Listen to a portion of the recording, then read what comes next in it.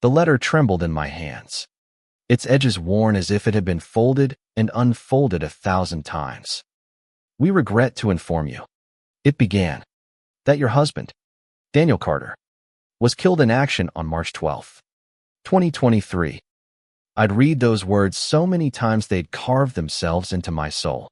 Yet here I was, 2 years later, staring at a man in my kitchen who looked exactly like the ghost I'd buried.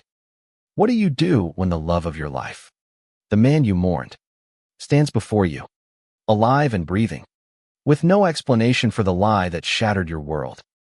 How do you reconcile the grief that defined you with the betrayal now burning through your veins? I, Emily Carter, 35 years old and widowed, so I thought had no answers. Only the weight of a truth that threatened to crush me. It was a crisp September morning in 2025. The kind where the sunlight spills through the windows and makes everything feel deceptively warm. I was rinsing dishes in our modest suburban home in Raleigh, North Carolina, when the doorbell rang. Assuming it was the delivery guy with my weekly grocery order, I dried my hands and opened the door.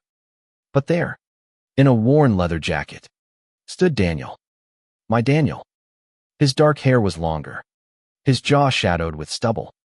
But those green eyes, God, those eyes were unmistakable. My knees buckled, and I gripped the doorframe to keep from collapsing. "Emily," he said, his voice low, almost pleading. "I can explain." Explain? Explain what? That he'd let me believe he was dead for 2 years. That he'd watched me sob at his empty funeral, clutching his dog tags while our daughter, Lily, asked why Daddy wasn't coming home. The room spun, and I stumbled back, the letter I'd kept on the kitchen counter falling to the floor like an accusation. What would you say to someone who'd orchestrated such a cruel deception? Would you scream, cry, or demand answers? I wanted to do all three, but my voice betrayed me, coming out as a whisper. "Why?"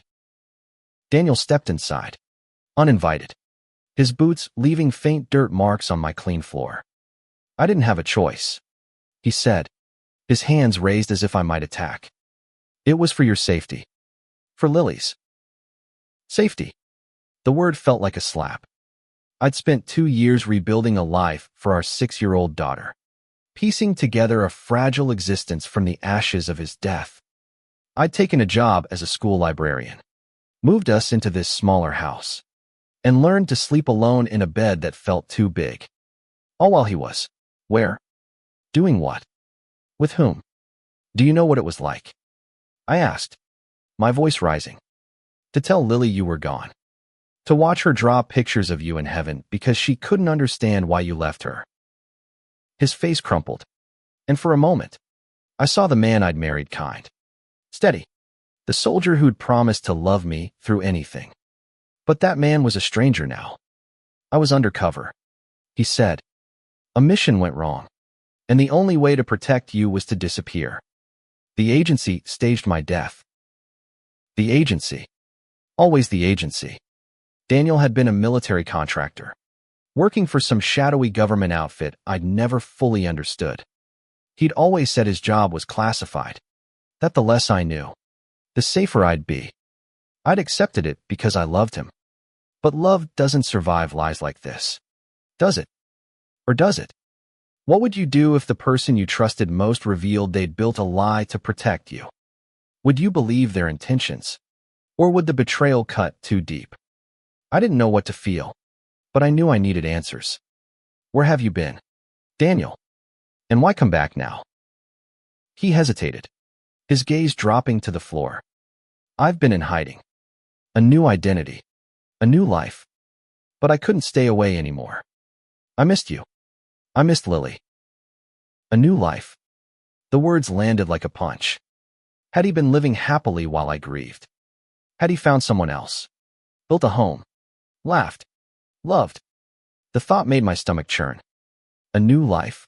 I repeated, my voice cold. "With who?" "No one," he said quickly. Too quickly. "It was just me. I swear." But I didn't believe him. Not anymore. The man I'd loved was honest. Or so I'd thought. This man. I didn't know him.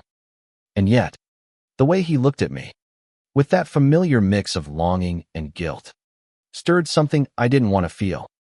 Hope. Or maybe it was just desperation. What does trust mean when it's been broken so completely? Can it ever be rebuilt?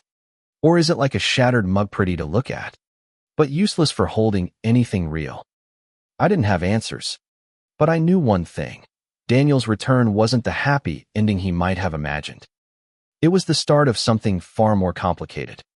I told him to leave, to give me time to process. He nodded, his shoulders slumping, and promised to come back tomorrow. As he walked away, I picked up the letter from the floor, its words mocking me. Killed in action. A lie. All of it. A lie. But what else was he hiding? And what would I do when I found out? That night, I couldn't sleep. Lily was tucked into bed, her small body curled around a stuffed bear Daniel had given her before he died. I sat at the kitchen table, staring at the letter, my mind racing. Why now? Why after 2 years of silence? And what did he mean by a new life? I needed to know, not just for me, but for Lily. She deserved a father, but not one who could vanish again without warning. What would you do if you had to choose between protecting your child's heart and uncovering a painful truth? Would you dig deeper, even if it meant destroying the last pieces of the life you'd built? I opened my laptop and started searching for anything that could explain where Daniel had been. His name, his unit, his last mission. Most of it was classified. Dead ends. But then I found it, a small, obscure article about a man named James Sullivan, a contractor who'd surfaced in Chicago last year, linked to a government sting operation. The photo was blurry, but the eyes were unmistakable. Daniel. Or James. Whoever he was now. My heart pounded as I read further. James Sullivan had a wife. A wife who wasn't me. What would you do if you discovered the person you loved had built a whole new life without you? Would you confront them? Or would you start planning your own kind of justice? I wasn't sure yet. But one thing was clear. Daniel's lies were bigger than I'd imagined. And I was done being the grieving widow. It was time to fight for the truth. The screen glowed in the dim kitchen, casting shadows across my hands as I stared at the article. James Sullivan. A wife. A life in Chicago that didn't include me or Lily. Each word felt like a splinter, digging deeper into the wound Daniel's return had opened. What does it mean to love someone who could erase you so completely? Can you mourn a person who's still alive? Or is that grief just another kind of betrayal? I closed the laptop, my fingers trembling, and tried to breathe through the rage building in my chest. The next morning, Daniel returned as promised, his knock tentative, as if he knew the ground beneath him was crumbling. I let him in, my face a mask of calm I didn't feel. Lily was at school. Thank God I couldn't let her see this. Not until I understood what this even was. We sat at the kitchen table, the same one where we'd once planned our future. Now a battleground for truths I wasn't sure I wanted.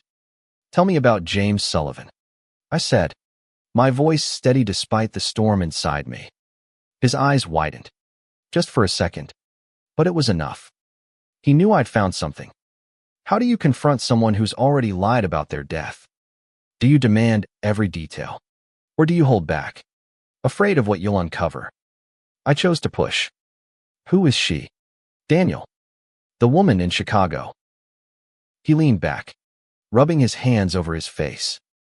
Her name is Claire, he said finally. But it's not what you think. Not what I think.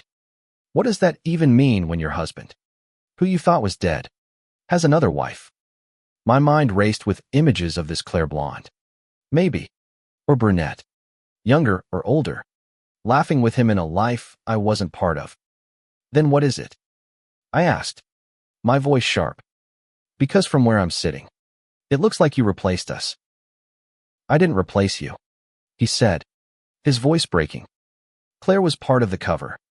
The agency said at UPA fake marriage. A fake life. To keep me hidden. I didn't love her. I never stopped loving you. A fake marriage. The word sounded absurd, like something from a spy novel. Not my life. But Daniel's world had always been one of secrets, hadn't it? His job had taken him away for months at a time, leaving me with half-truths and promises. I'd accepted it because I trusted him. Now, that trust was a house of cards, collapsing under the weight of his lies. What would you believe if the person you loved swore their betrayal was just a cover? Would you cling to their words? Or would you dig deeper? Knowing each truth might hurt more than the last. Prove it, I said. Tell me everything. No more secrets. He hesitated, then began.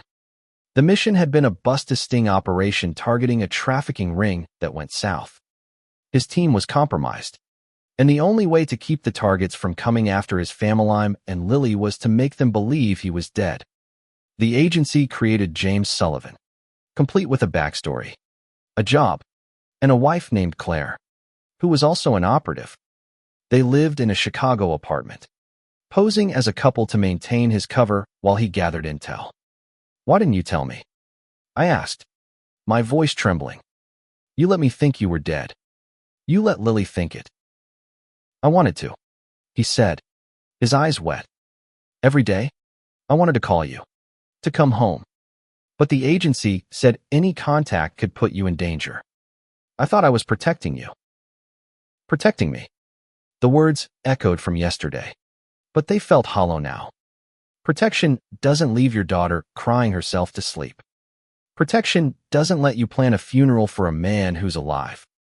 And Claire, I pressed. What was she to you? She was my partner, he said. Nothing more. We worked together, lived in the same apartment, but it was all for show. I swear, Emily, there was nothing real between us. But how could I believe him? The man I'd loved had faked his death, built a new life, and kept it from me for 2 years. What else was he capable of hiding? I thought of Lily, her innocent questions about her daddy, and my heart hardened. I need to meet her, I said. Claire, I need to hear it from her. Daniel's face paled. That's not a good idea, he said. She's still undercover. It could compromise everything. Compromise what? I snapped. Your lies. Your new life. I deserve the truth. Daniel. Lily deserves it. He didn't answer right away, and that silence spoke louder than any words. What was he protecting now, his mission? Claire? Or himself? I didn't know, but I was done waiting for answers to fall into my lap. If Daniel wouldn't give me the truth, I'd find it myself. What would you do if you had to track down a stranger to uncover your spouse's secrets? Would you risk everything for the truth? Or would you walk away to protect what little you had left? I spent the rest of the day digging deeper. A few searches led me to a Chicago address linked to James Sullivan. No phone number, no email, but a name, Claire Monroe. I booked a flight for the next day, telling Daniel I needed space. He didn't argue, but the worry in his eyes told me I was onto something. That night, I tucked Lily into bed, her small hand clutching mine. Is Daddy really back? She asked, her voice sleepy but hopeful. I forced a smile, my heart breaking. We'll figure it out, sweetheart, I said. But as I kissed her forehead, I knew figuring it out meant facing a truth that might destroy us all. Chicago's skyline loomed like a fortress of steel and glass as my plane touched down. I'd never been here, never imagined I'd be chasing the ghost of my husband's second life. Claire Monroe's address burned in my mind, a scrap of paper tucked into my pocket like a map to a truth I wasn't sure I could handle. What do you expect to find when you confront the other woman in your husband's life? Do you hope for an ally, an enemy, or something else entirely? I didn't know what I wanted from Claire, only that I needed to see her, to look into her eyes and know if she was part of Daniel's lie or another victim of it. The apartment building was unremarkable, a brick high-rise in a quiet neighborhood. I stood outside, my breath visible in the chilly air, debating whether to buzz up or walk away. What would you say to a woman who might hold the key to your family's future? I pressed the buzzer for apartment 4B, my heart pounding. A woman's voice answered, crisp and cautious. Yes. Claire Monroe. I asked. My name is Emily Carter. I need to talk to you about James Sullivan. Silence. Then the door buzzed, and I was in. The elevator ride felt endless, each floor ticking by like a countdown to a truth I wasn't ready for. When Claire opened the door, I saw a woman in her early 30s. Blonde hair pulled back, her blue eyes sharp but tired. She didn't look like a spy, just a woman who'd seen too much. You're his wife, she said. Not a question. The real one. The real one. The word stung, confirming what I'd feared Claire knew about me. And you're what? I asked, stepping inside. His fake wife. She flinched, gesturing to a small living room. It's complicated, she said, sitting across from me. James Daniel told me about you and Lily. I didn't want any part of it, but the agency didn't give me a choice. No choice. That phrase again, like a refrain in Daniel's story. But was it true, or just another lie to hide behind? Tell me, I said. Everything. Claire's story matched Daniel's in parts. The failed mission, the fake identity, the staged marriage to keep up appearances. But there were cracks. She talked about late nights working together, shared meals, moments that sounded too intimate for a cover. It wasn't real, she insisted, but her eyes darted away when she said it. What does it mean when someone avoids your gaze while swearing they're telling the truth? Does it mean they're lying, or just ashamed of what the truth might reveal? I pressed harder. Did you love him? I asked, my voice barely above a whisper. Claire's hands twisted in her lap. I cared about him, she admitted. He was my partner. We went through hell together. But love? No. I knew he belonged to you. Belonged to me. Did he? Or had he given pieces of himself to this life? To her, that I could never reclaim. I thought of Lily, waiting at home, and my resolve hardened. Why did he come back now? I asked. After 2 years. Why risk it? Claire hesitated, then leaned forward. The mission's over, she said. The ring was dismantled. He was free to go back to you. But what? I snapped, my patience fraying. He didn't want to, she said softly. Not at first. He said he couldn't face you after what he'd done. My chest tightened. Daniel hadn't wanted to come back. He'd chosen this life. This lie? Over us. What do you do when the person you love chooses to stay gone? Do you fight for them? Or let them go? I stood, my hands shaking. Thank you, I said, heading for the door. I needed to know. Claire called after me. Emily, he does love you. He's just lost. Lost. Maybe he was. But so was I. And I wasn't the one who'd chosen to disappear. As I left the building, my phone buzzed. A text from Daniel. Can we talk? I'm at the house. I didn't reply. Instead, I booked a flight home, my mind racing with questions. What did I owe him now? What did I owe myself? When I landed in Raleigh, Daniel was waiting outside my house, leaning against his car. The sight of him alive, real, still felt like a dream I couldn't wake from. Did you see her? He asked, his voice tight. I did, I said, brushing past him. And I know you didn't want to come back. His silence was all the confirmation I needed. What would you do if the person you loved admitted they'd chosen a lie over you? Would you try to understand? Or would you walk away? I wasn't ready to decide. But I knew one thing. This wasn't just about me anymore. Lily deserved better than a father who could abandon her, even for a mission. And I deserved better than a husband who could lie so easily. The house felt smaller with Daniel inside, as if his presence sucked the air from the rooms. Lily was at a friend's sleepover, giving me space to confront the man who'd turned my world upside down twice. I sat across from him, the kitchen table a barrier between us, and wondered if I'd ever truly known him. What do you ask someone who's lived a double life? Do you demand every detail? Or do you protect yourself from truths that might break you? I chose the harder path. Why didn't you want to come back?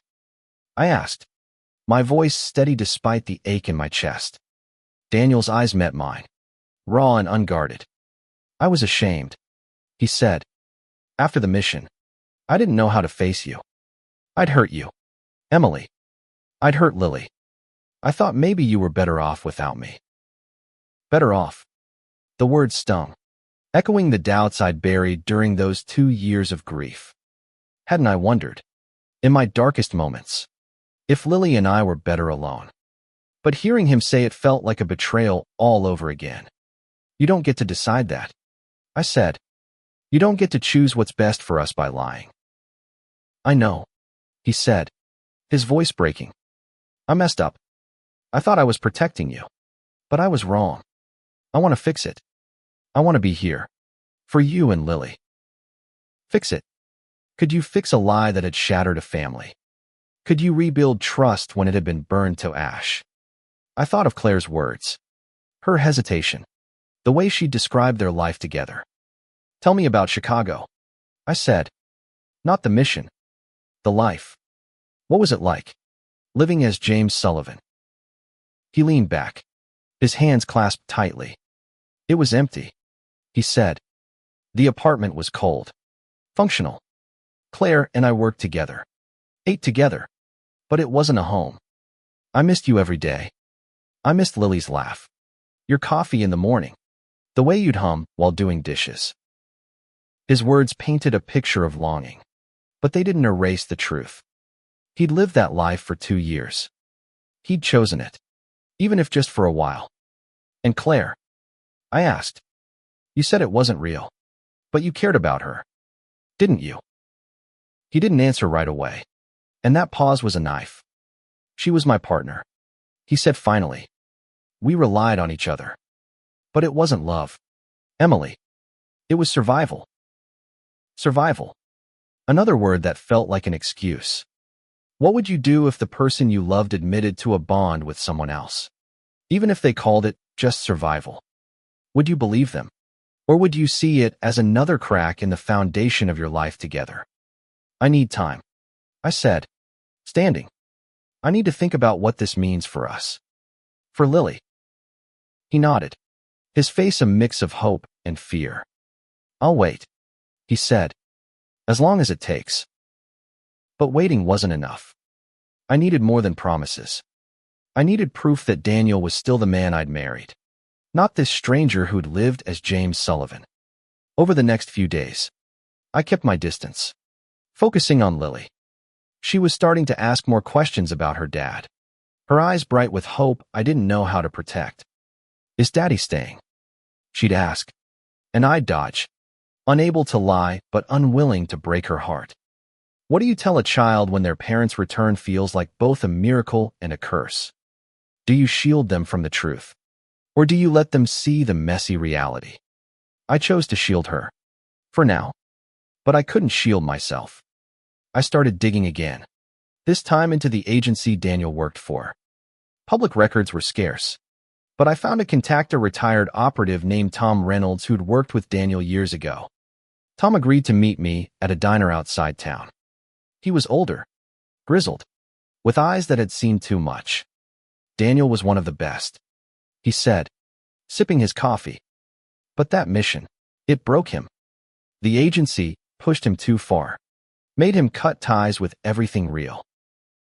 Did you know about Claire? I asked, my heart pounding. Tom nodded.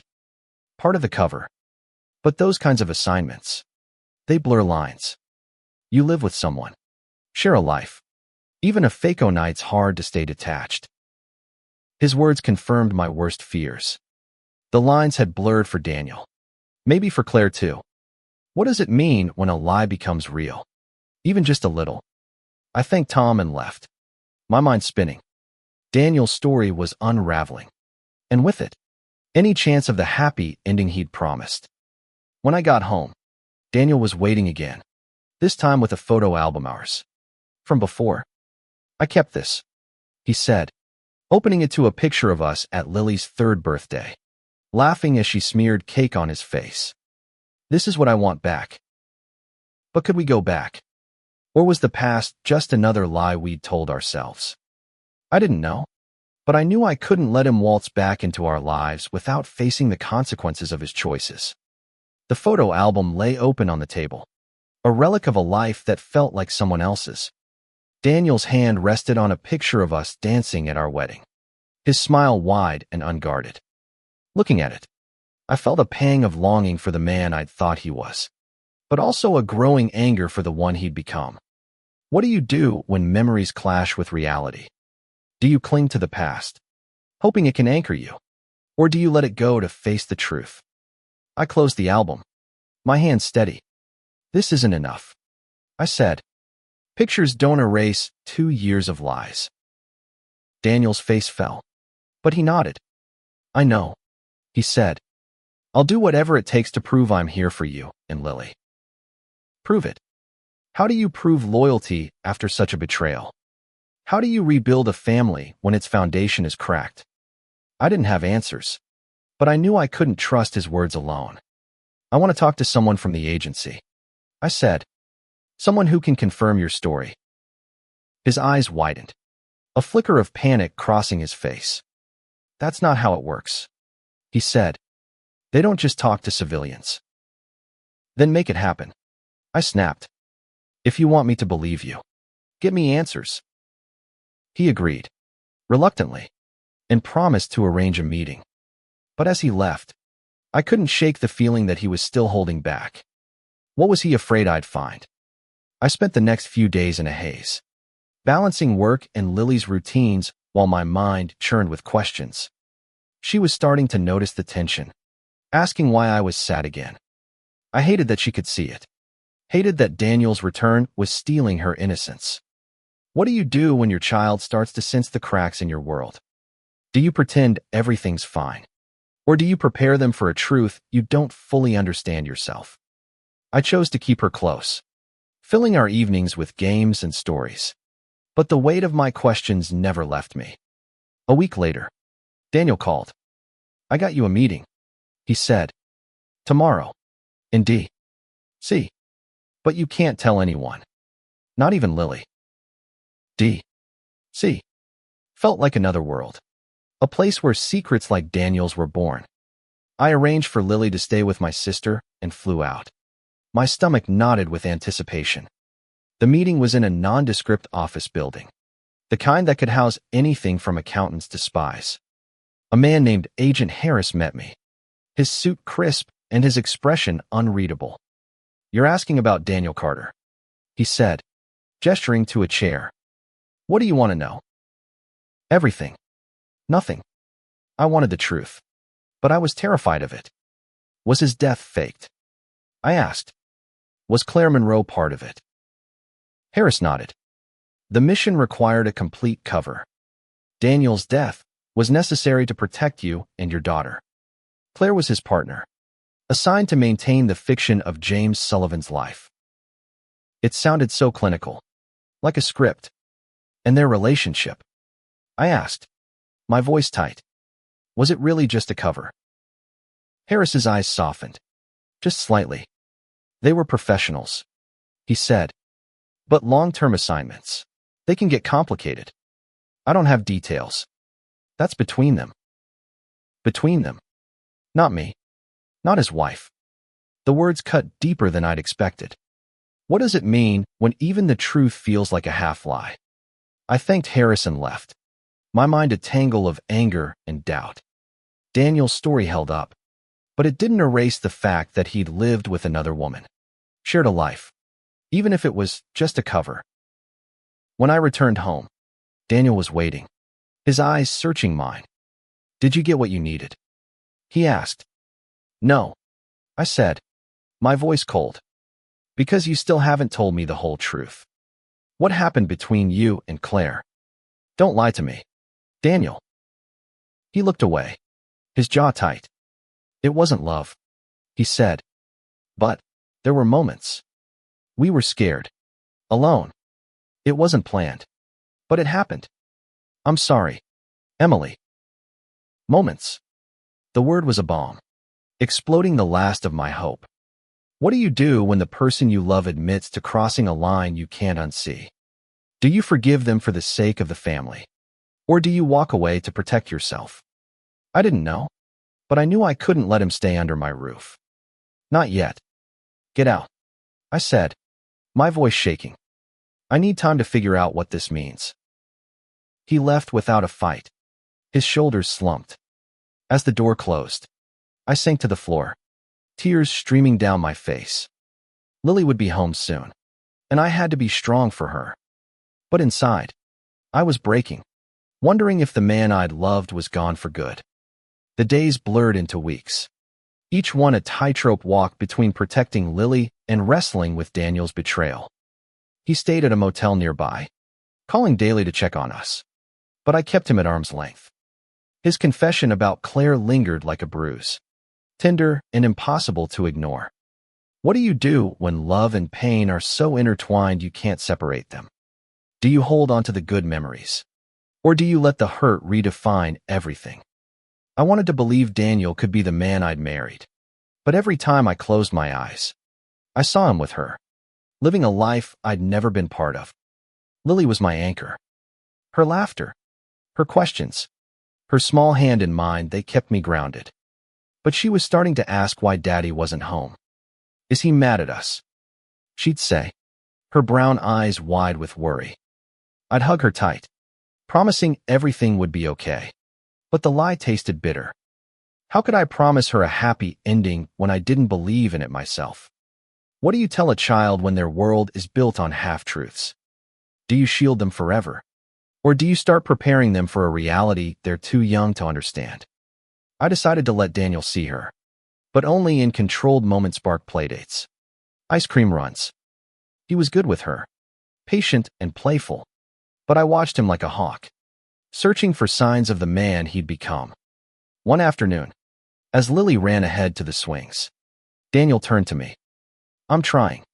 Emily, he said. I know I hurt you, but I'm here now. I want to make this right. Trying isn't enough, I said, my voice low so Lily wouldn't hear. You broke us. Daniel, you broke me. I know, he said, his eyes pleading. But I love you. I love Lily. Let me prove it. Prove it. Those words again. But how? I thought of Claire, of the life they'd shared, and my stomach twisted. I need to know it's over, I said. With her. With the agency. All of it. He nodded. It's over. I quit the agency. I'm done with that life. Done. Could he really walk away from a world that had defined him? I didn't know, but I agreed to let him try for Lily's sake, if not mine. We started small, family dinners, movie nights. Lily was thrilled, her joy a painful contrast to the war inside me. Daniel was trying, but every smile he gave me felt like a question. Could I forgive him? What does forgiveness look like when the wound is still fresh? Is it letting someone back into your life? Or just letting go of the anger? I wasn't ready for either, but I kept going. For Lily. Then, one evening, my phone rang. An unknown number. I answered, expecting a telemarketer, but it was Claire. Emily, she said, her voice shaky. I need to see you. There's something you need to know. My heart sank. What now? Another secret. Another lie. What is it? I asked, my voice cold. Not over the phone. She said, I'm in Raleigh. Can we meet? Against my better judgment, I agreed. We met at a coffee shop the next day, her face pale and drawn. I lied to you, she said, before I could even sit down. About Daniel. About us. What do you do when the truth keeps shifting under your feet? Do you brace for impact? Or do you run? I stayed, my hands gripping my coffee cup. Tell me, I said. She took a deep breath. It wasn't just a cover. We got close. Too close. It wasn't love, but it was more than I told you. And when he left to come back to you, I was angry. I didn't want to lose him. Lose him. The words were a punch, stealing my breath. Did he know? I asked. That you felt this way? She nodded, tears in her eyes. He said he loved you, that he had to go back. But I thought you should know the truth. I'm sorry, Emily. Sorry. Another hollow word. I left the coffee shop, my mind reeling. Daniel hadn't just blurred Lanesh crossed them, knowingly. And now, Claire was here, stirring up the past I was trying to rebuild. What did she want? To ruin us further? Or to clear her conscience? When I confronted Daniel that night, he didn't deny it. I told you there were moments, he said, his voice heavy. But I chose you. I'm choosing you now. But was it enough? Could a choice made now erase the choices he'd made then? I didn't know. But I knew one thing. I wasn't just fighting for my marriage anymore. I was fighting for myself. The kitchen was quiet, save for the hum of the fridge. As I faced Daniel, Claire's confession hung between us, a final crack in the fragile bridge we'd been trying to rebuild. Lily was asleep upstairs, her dreams untouched by the storm below. But I was drowning in it. What do you do when the truth is finally laid bare? Raw and ugly. Do you hold on to the pieces of your life? Or do you let them scatter? I looked at Daniel, his face etched with regret, and wondered if love could survive this much pain. Why didn't you tell me the whole truth? I asked, my voice steady despite the tears burning my eyes. About Claire. About what really happened. I was afraid, he said, his hands clenched. Afraid you'd leave me. Afraid I'd lose you and Lily for good. Lose us. He'd already lost us, hadn't he? 2 years ago, when he let me believe he was dead. When he lived a life with another woman, even if it was just moments. But as I looked at him, I saw something else, fear. Yes, but also a desperate hope that we could start again. What does hope look like when it's built on ruins? Is it foolish? Or is it the only thing that keeps us going? I thought of Lily, of the family we'd been, and the family we could still be. But I also thought of myself, of the woman I'd become in his absence, stronger, fiercer, unwilling to settle for half-truths. I can't do this, I said finally. Not like this. You hurt me, Daniel. You hurt Lily. And I don't know if I can trust you again. His face crumpled, but he nodded. I understand, he said. But I'm not giving up. I'll keep trying, for as long as you'll let me. Trying. That word again. Both a promise and a burden. I didn't know if I could let him try, but I knew I couldn't decide tonight. Go, I said. We'll talk about what's next later. He left, and I sat alone, the weight of the past 2 years pressing down on me. But there was something else, too, a spark of clarity. I wasn't just Daniel's wife, or Lily's mom. I was Emily, and I deserved a life built on truth, not lies. The next morning, I took Lily to the park, watching her laugh as she swung higher and higher. I thought about the future, about what I wanted for her, for me. Could Daniel be part of that? Maybe, but not until I knew who I was without him. What do you do when you realize your own strength is enough? Do you rebuild with someone who broke you? Or do you forge a new path? I didn't have all the answers, but I knew one thing. I was done being defined by Daniel's choices. I'd mourned him once, and I'd survived. I could survive this, too. I called a lawyer the next day, not to file for divorce, but to understand my options. I met with a therapist, too, to untangle the mess of emotions Daniel's return had stirred. And I started writing again, something I'd abandoned after his death. Words became my refuge, a way to reclaim the pieces of myself I'd lost. Months later, Daniel was still in Raleigh, working a regular job, showing up for Lily when I allowed it. He was trying, and I was watching, waiting to see if his actions could outweigh his lies. But I wasn't waiting for him to save me. I was saving myself. What does a happy ending look like when the one you imagined is gone? Is it a family reunited? Or is it finding peace in your own skin? I was still figuring it out. But for the first time in years, I felt like I was on the right path. Lily's laughter filled the air, and I smiled, knowing that whatever came next, we'd face it together strong, whole, and true.